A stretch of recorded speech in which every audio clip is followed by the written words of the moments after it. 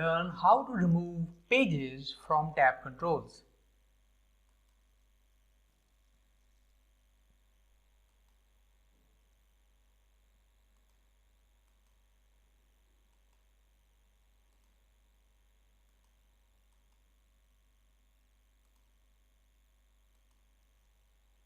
To remove a page and its contents, right-click the page, right-click the tab for the page we want to remove and select Remove Page from the shortcut menu.